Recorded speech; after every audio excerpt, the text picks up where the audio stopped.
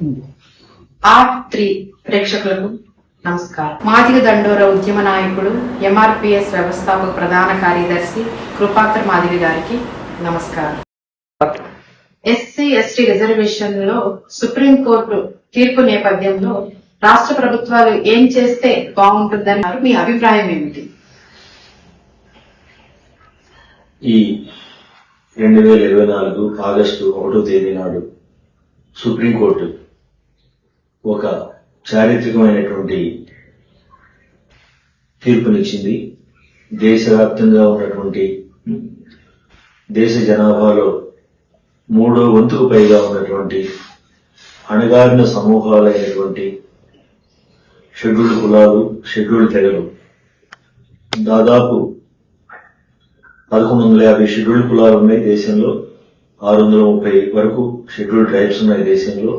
వీళ్ళలో చాలా కులాలు, జాతులు, తెగలకి విద్యా ఉద్యోగ రంగాల రిజర్వేషన్లు అందటం లేదని, వీళ్ళకి కల్పించాల్సిన బాధ్యత ప్రభుత్వాలు లేదని స్పష్టం చేసినటువంటి నేపథ్యంలో ముఖ్యంగా సుప్రీంకోర్టు రాజ్యాంగ ధర్మాసనానికి భారత ప్రధాన న్యాయమూర్తి జస్టిస్ చంద్రచూడ్ గారికి ప్రత్యేకంగా కృతజ్ఞతలు చెప్పుకుంటా ఉన్నాము. ఈ తీర్పు వల్ల ఇప్పటి వరకు విద్యా ఉద్యోగ రంగాలలో న్యాయం అందకుండా, సంక్షేమం అందకుండా వెనకబడిపోయినటువంటి అన్ని అణగారిన సామాజిక వర్గాలకి న్యాయం జరుగుతుందని చెప్పేటువంటి ప్రధానమైనటువంటి నమ్మకము, ధైర్యంతో మేము ఉన్నాము. రెండవది, ఈ నేపథ్యంలో 2 తెలుగు రాష్ట్రాల్లోని ముఖ్యమంత్రులిద్దరికీ కూడా మేము కృతజ్ఞతలు చెప్తా ఉన్నాము. తెలంగాణ రాష్ట్ర ముఖ్యమంత్రి రేవంత్ రెడ్డి గారు వెంటనే స్పందించి సుప్రీం తీర్పుని ఆహ్వానిస్తున్నామని, సుప్రీం తీర్పుకు అనుగుణంగా అవసరమైతే ఇప్పటికే ప్రకటించినటువంటి ఉద్యోగాల రిక్రూట్మెంట్ల నోటిఫికేషన్స్ కి కూడా వర్తించేటట్టు సుప్రీంకోర్టు తీర్పుని ఏబిసిడి ప్రకారం, వర్గీకరణ ప్రకారం అమలు జరిగేటట్టు అవసరమైతే ఆర్డినెన్స్ తెస్తామని చెప్పి కూడా రేవంత్ రెడ్డి గారు ప్రకటించారు. రేవంత్ రెడ్డి గారికి ప్రత్యేకంగా నేను ధన్యవాదాలు చెప్తా ఉన్నాను. ఎంఆర్పిఎస్ పక్షాన మాదిగ దండోర, అట్లాగే డక్కలి, చిందు, బెంగ్లా, మాస్టి, మ్యాథర్, రెల్లి ఇలాంటి చిన్న చిన్న కులాల పక్షాన నేను ప్రత్యేకంగా థ్యాంక్స్ చెప్తూ ఉన్నాను. అట్లాగే ఆంధ్రప్రదేశ్ ముఖ్యమంత్రి నారా చంద్రబాబు నాయుడు గారు కూడా అవసరమైతే నేను వెంటనే జిల్లా స్థాయిలో కూడా ఎస్సీ రిజర్వేషన్ల వర్గీకరణ అమలు కోసం అవసరమైన అన్ని చర్యలు తీసుకుంటామని చెప్పి కూడా వారు అన్నారు. అందుకు ముఖ్యమంత్రి నారా చంద్రబాబు నాయుడు గారికి కృతజ్ఞతలు చెప్తా ఉన్నాను.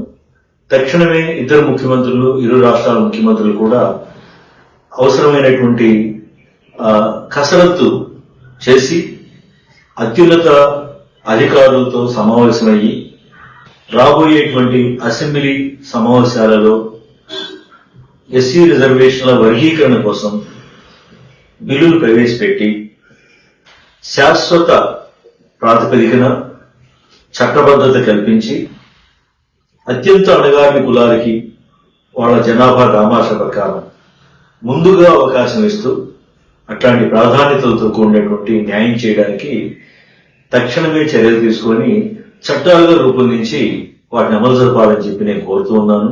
ఈ తీర్పు అనేటువంటిది అదొక ఇల్లు అలకడం లాంటిది అయితే, ఆ తీర్పు నేపథ్యంలో రాష్ట్ర ప్రభుత్వాలు, రాష్ట్ర శాసనసభల్లో పకడ్బందీగా చట్టాలు చేసి శాశ్వత ప్రాతిపదికన సుప్రీంకోర్టు స్ఫూర్తికి అనుగుణంగా తీర్పుని మరి హేతుబద్ధమైనటువంటి పద్ధతుల్లో పంపిణీ న్యాయం చేయడానికి, విద్యా ఉద్యోగ రంగాల రిజర్వేషన్లలో ఎస్సీ ఎస్టీల కోసం పంపిణీ న్యాయం చేయడానికి చట్టాలు చేసి వాటిని అమలు జరిపినాడు నిజమైన పండుగ అని చెప్పి మేము భావిస్తున్నాం. కాబట్టి ఆ దిశగా తక్షణమే చర్యలు తీసుకుంటారని చెప్పి మేము కోరుతున్నాము. ఇప్పటికీ ఇక్కడ రేవంత్ రెడ్డి గారు ఒక ఉన్నత స్థాయి సబ్ కమిటీని కూడా వేసినట్టు వార్తలు వచ్చినాయి. సంతోషం.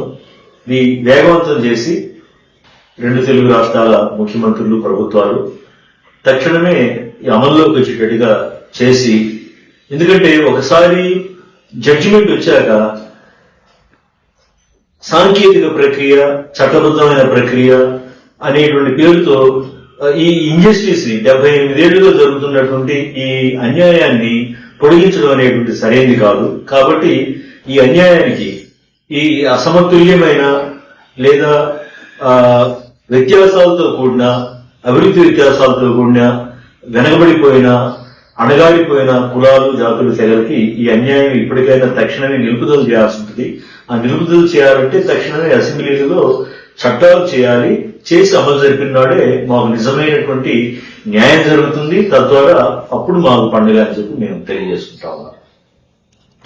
అందరికీ సమానంగా అవకాశాలు రావాలన్నా పొందాలన్నా రిజర్వేషన్ అనేది తప్పకుండా ఉండాలి, జరగాలి.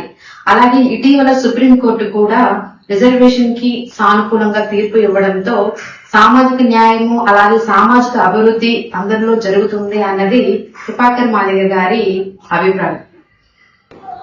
నమస్కారం.